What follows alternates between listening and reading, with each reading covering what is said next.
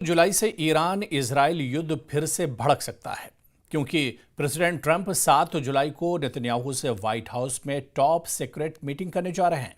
दोनों leader Iran पर final action का प्लान भी बना चुके हैं। माना जा रहा है कि अब की बार सुपर पावर ईरान की त्रिशक्ति पर प्रहार करेगा, जिसमें मिसाइल पावर, न्यूक्लियर प्लांट और समंदर में ईरान को दहलाने की तैयारी की गई है।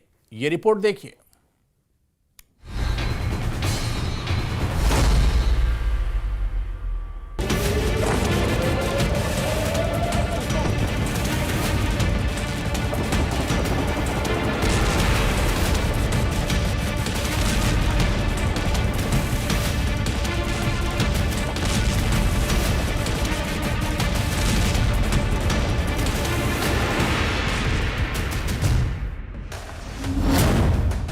ईरान में नई तबाही का अलार्म सुनाई देने लगा है।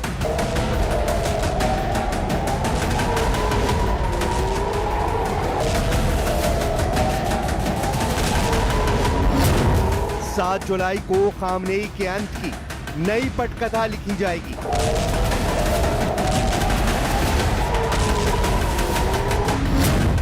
व्हाइट हाउस में ईरान की बर्बादी का नक्शा फिक्स हो चुका है।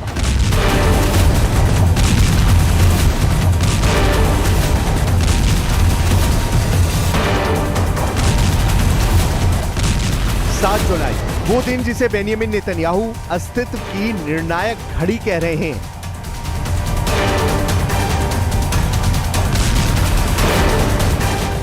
वॉशिंगटन में ट्रंप और नेतन्याहू आमने सामने होंगे, लेकिन मकसद कूटनीति नहीं, फाइनल एक्शन है। इजराइल की वॉर मशीनें एक्टिव मोड में है।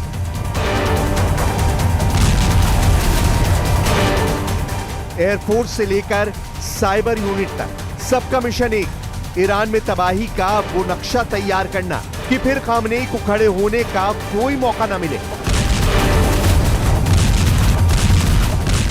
और ये तैयारी इजराइल किस लिए कर रहा है, इसे इजराइल के पीएम नेतन्याहू के ताजा बयानों से समझा जा सकता है। יוצר לנו איום לא פחות חזק ואפילו יותר גדול ממה שהאיום הפן ערבי בשיאו איים עלינו, ועדיין מאיים עלינו. अमेरिका से सिर्फ हरी झंडी की देरी है। ट्रंप के गो बोलते ही ऑपरेशन शुरू होगा। सीक्रेट रिपोर्ट्स बताती हैं कि इजरायली कमांडोज को पोजीशनिंग ऑर्डर मिल चुके हैं। एयर स्ट्राइक की टाइमिंग तय है। वॉर रूम में सिर्फ एक सवाल है, क्या ट्रंप सिग्नल देंगे?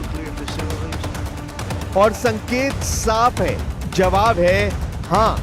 עם ארצות הברית, ואני אמרתי לכם שאנחנו נעשה הכל כדי לרתום אותה, אבל זה לא תנאי। ईरान की सबसे बड़ी ताकत उसकी मिसाइल पावर है, जो अब इजराइल के टारगेटिंग के केंद्र में है। हिजबुल्ला, शिया मिलिशिया, हूती विद्रोही, ईरान के प्रॉक्सी नेटवर्क को मिसाइलों से भरने की रणनीति अब खतरे में है।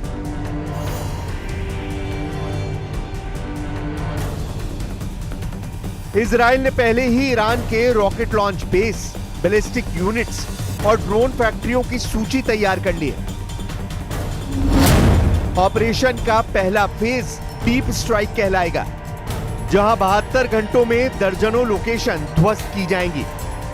दावा किया जा रहा है कि 7 जुलाई को व्हाइट हाउस में जिस सीक्रेट प्लान को तैयार किया जाएगा, उसका हमला पहले से तेज होगा, सटीक होगा और आखिरी होगा।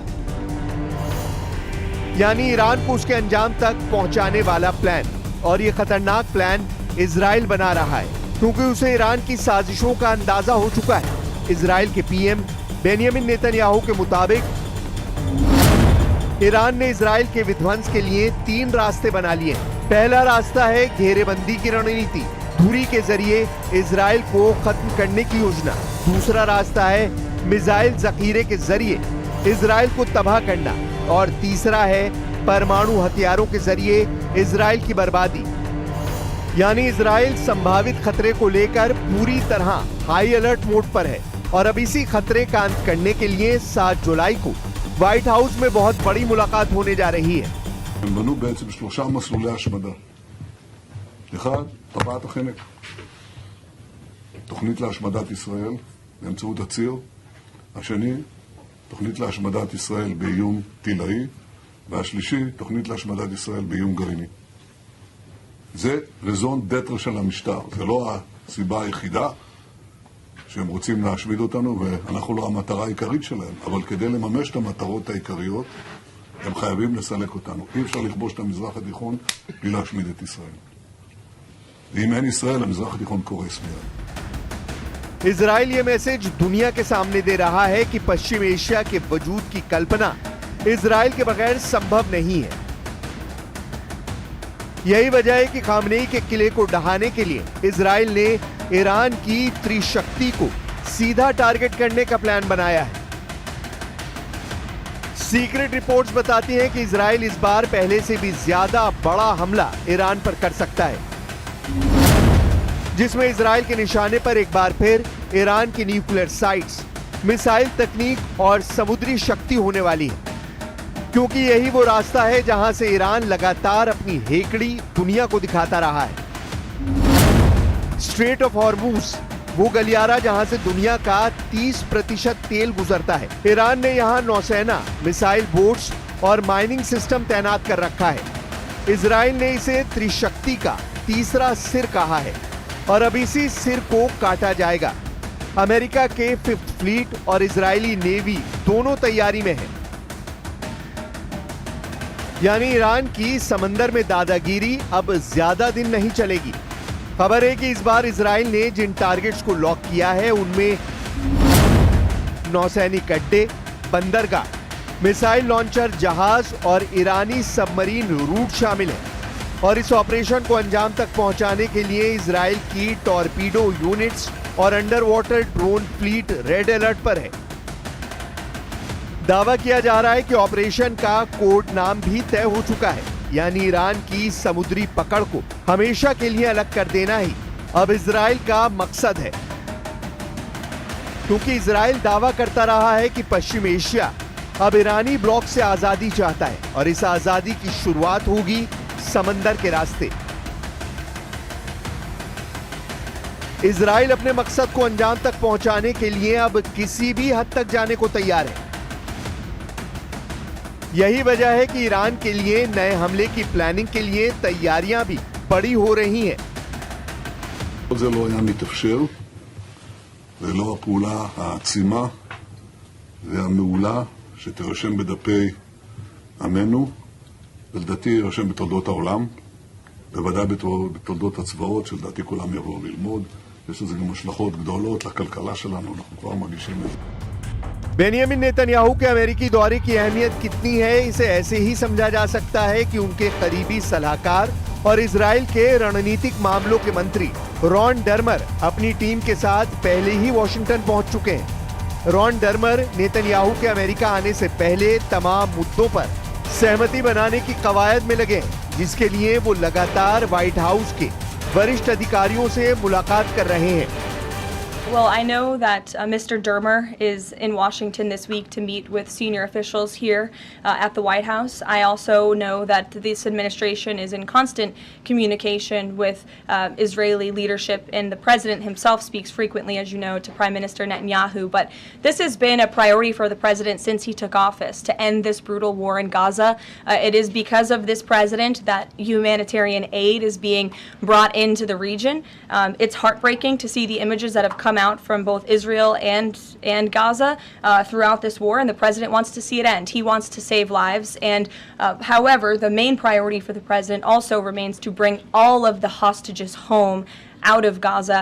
As you know, his tireless effort has brought home many of the hostages, including all of the American hostages who were held there. So he wants to see both things happen, and we're continuing to work very hard to do those things. 7 जुलाई को Trump और Netanyahu के बीच होने वाली मुलाकात पर दुनिया की नजरें इसलिए भी टिकी हैं क्योंकि ईरान की न्यूक्लियर साइट पर प्रहार के बाद 4000 किलोग्राम यूरेनियम का कोई अता पता नहीं है। दावा किया जा रहा है कि ईरान ने हमले से पहले ही न्यूक्लियर साइट्स पर मौजूद संवेदनशील सामग्री को अंडरग्राउंड कर दिया था।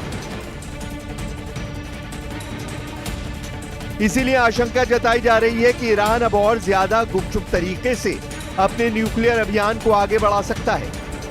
खुद ईरान के सुप्रीम लीडर भी ये लगातार कहते आए हैं कि दुनिया के दबाव में ईरान किसी भी कीमत पर अपना न्यूक्लियर प्रोग्राम नहीं रोकेगा। من تأکید میکنم که جمهوری اسلامی هرگز در پی تسلیحات هسته‌ای نیست و نیز هرگز از حق ملت خود در استفاده صلح‌آمیز از انرژی هسته‌ای چشم‌پوشی نخواهد. यही नहीं, ईरान ये भी दावा कर रहा है कि ऑपरेशन मिडनाइट हैमर के दौरान जिन 3 न्यूक्लियर साइट्स पर हमले किए गए, उन हमलों में इस्फहान, नतांज और फोर्दो जैसी न्यूक्लियर साइट को मामूली नुकसान हुआ है। जबकि अमेरिका और इजराइल यही दावा करते रहे हैं कि उन हमलों में ईरान के न्यूक्लियर प्रोग्राम को कई वर्ष पीछे कर दिया है। लेकिन अगर ईरान के दावों में दम है, तो आखिर ईरान IAEA को न्यूक्लियर साइट्स पर विजिट करने से क्यों रोक रहा है? क्या ईरान सुरक्षा कारणों का हवाला देकर दुनिया से कुछ छिपाना चाहता है? چگونه میتونید انتظار داشته باشید در شرایطی که دوشنبه گذشته یعنی 5-6 روز قبل تأسیسات هسته‌ای صلح‌آمیز ایران مورد تعرض قرار گرفته ما بتوانیم ایمنی و امنیت بازرسان آژانس رو تامین بکنیم؟ ईरान ये कह रहा है कि सुरक्षा कारणों से IAEA को न्यूक्लियर साइट्स पर विजिट के लिए नहीं भेजा जा सकता। यानी इसका एक मतलब ये भी हुआ कि न्यूक्लियर साइट्स पर रेडिएशन लीक का खतरा है।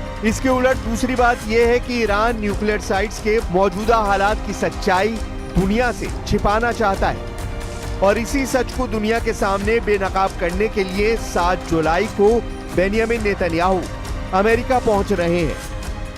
צפוי לצאת בשבוע הבא לפגישות בארצות הברית עם נשיא ארצות הברית דונלד טראמפ, עם סגן הנשיא ונס, עם מזכיר המדינה והיועץ לביטחון לאומי מרקו רוביו, עם שר ההגנה פיט הקסט, עם נציג הנשיא למזרח התיכון סטיב ויטקוף, עם שר המסחר. יש לנו כמה דברים, כן, לוטניק, אבל יש לנו כמה דברים לסגור לפני כן כדי להגיע להסכם הסחר בנוסף לדברים אחרים. פגישות עם ראשי הקונגרס והסנאט ופגישות ביטחוניות שאני לא אפרט כאן. लेकिन एक तरफ इजराइल ईरान के लिए तबाही का नया प्लान तैयार कर रहा है, तो दूसरी तरफ खामनेई ने अपना न्यूक्लियर प्रोग्राम दोबारा शुरू करने का ऐलान कर दिया है। साथ ही ये भी साफ कर दिया है कि इजराइल हो या अमेरिका, ईरान ना तो किसी के आगे झुका है और ना ही झुकेगा। सुप्रीम लीडर अयातुल्ला खामनेई ने सोशल मीडिया प्लेटफॉर्म एक्स पर एक पोस्ट करते हुए अपने इरादे साफ कर दिए हैं। अयातुल्ला खामनेई ने अपने आधिकारिक एक्स अकाउंट पर लिखा, ईरान एक महान और शक्तिशाली देश है। हमारी संस्कृति और सभ्यता की विरासत अमेरिका जैसे देशों से सैकड़ों गुना बड़ी है। ये सोचना कि ईरान किसी देश के सामने आत्मसमर्पण करेगा एक हास्यास्पद बात है, जिस पर समझदार लोग सिर्फ हंस सकते हैं। 7 जुलाई तारीख तय है, जगह तय है और अब मंजिल भी तय है, ईरान की तबाही। वॉशिंगटन में ट्रंप और नेतन्याहू की मुलाकात सिर्फ एक कूटनीतिक बैठक नहीं होगी, वो पश्चिम एशिया की सबसे बड़ी जंग का ब्लूप्रिंट तैयार करने वाला पल होगा। इजराइल ने ऑपरेशन का नाम फाइनल कर दिया है। मिसाइल पावर, न्यूक्लियर ताकत और समुद्री दबदबे, ईरान की त्रिशक्ति को एक एक कर ध्वस्त करने की योजना टेबल पर है। IAEA से झूठ, खामनेई की सोशल मीडिया पर धमकी और 400 किलो यूरेनियम का गायब होना सब इस बात की गवाही दे रहे हैं कि भीतर ही भीतर सब कुछ सुलग रहा है। और इसी चुनौती से निपटने के लिए ईरान के खिलाफ अमेरिका में इजराइल उस आखिरी चैप्टर को लिखने वाला है जिसमें खामनेई के अंत का फरमान लिखा होने वाला होगा।